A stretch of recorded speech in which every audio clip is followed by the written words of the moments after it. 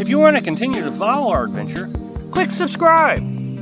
So you don't miss anything, click the bell notification. The longer I'm on YouTube, the more I realize that I must be a pretty weird person. I've tried to understand everybody's thinking, and of course to me, it just seems strange.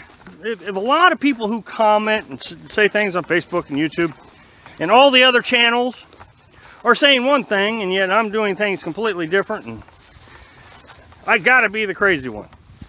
They always say a crazy person doesn't really know they're crazy. Well, I don't feel crazy, but since everybody else is not doing it the way I'm doing it, has to be the definition of I'm just crazy. Every time I make a video about the way I do things in this lifestyle, you see, I was making videos about the complications of this lifestyle, trying to get everybody to understand the good, the bad, and the ugly, with a lot of attention on the bad and the ugly. Well, here recently, I would say in the last month, I've really tried to focus on things that I do, like camper damage. You know, I showed you how I repaired the camper damage. I showed you my electrical system in quite a bit of detail, actually. And when the feedback is always well, I wouldn't do it that way, I'd do it this way. And there's always a lot of feedback that way. To the point I'm also like, well, maybe I should just go back to the bad and ugly videos and stay away from this. So, for example, starting this lifestyle out, Carolyn and I didn't want to spend thousands of dollars getting this lifestyle going. So we tried to figure out how to do it relatively inexpensively. And crazy us, we started out in a pop-up camper. Well, still yet today, people tell me how ridiculous of an idea that was. And my thinking is, well, how is it ridiculous? Carolyn and I accomplished our goal of being nomadic, and we did a very fine job at it inside the pop-up camper. You know, we took this concept of, okay, you gotta buy a big camper, or you gotta have a nice van, you gotta do a van build, and you have to have all this equipment, and on and on and on. And we did it in a pop-up camper. I'm not suggesting that anybody go out and live in a pop-up camper. Never suggested it. What I'm trying to suggest is think outside the box. I mean, I guess I just think outside the box all the time. If you say nomad and I need a van, and I know that I'm never going to be able to get a van for whatever reason, just using it as an example, then I'm not going to use a van, but I am going to be a nomad. And so I have to think of ways to make that happen. The electric system. I just made a video of the electric system. I'll put a link to that video right here. It works. It always works. Never fails me. Yet it's a bad idea. If I do what a lot of people say I need to do, you know, go out and buy solar panels and this and that and this and that, I would just never get it done. It would just never happen.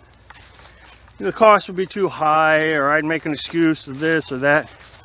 So what I did, I went over to Walmart, I picked up a few items, threw it in the truck, and I have an electric system.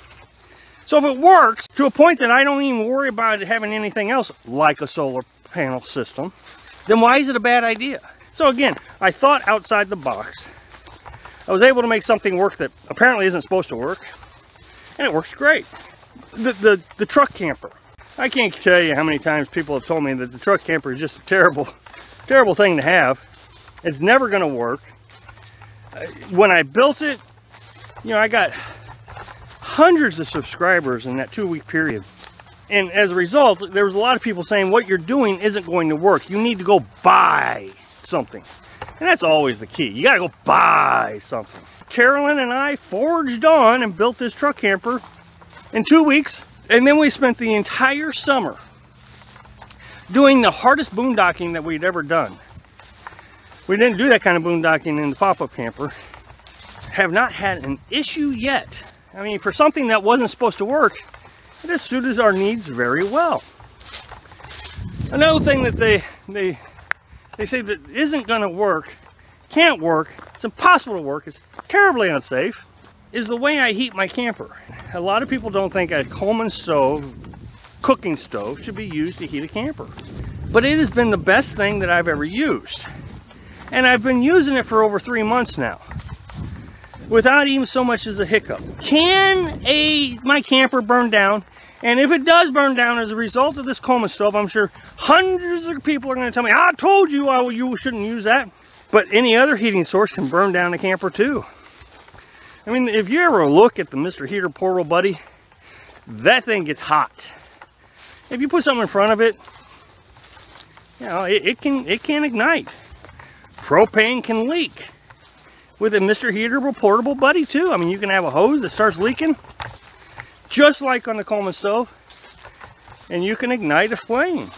So it's in my opinion, just as safe or unsafe as the Buddy heater. I put a flower pot on it. When I put a flower pot on it, I bet I got 30 people to say to me, oh, tell me that the flower pots were going to explode in my face if they get too hot.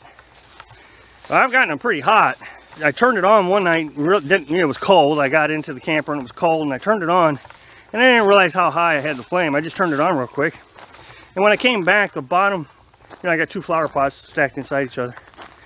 And the bottom one was glowing red. So, I mean, it was hot. Yet they've never exploded.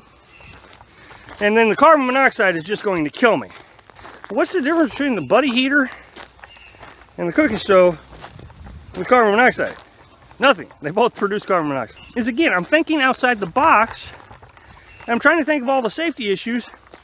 And the safety issues that come with the propane cooking stove are the same safety issues that the Mr. Heater Portable Buddy comes with.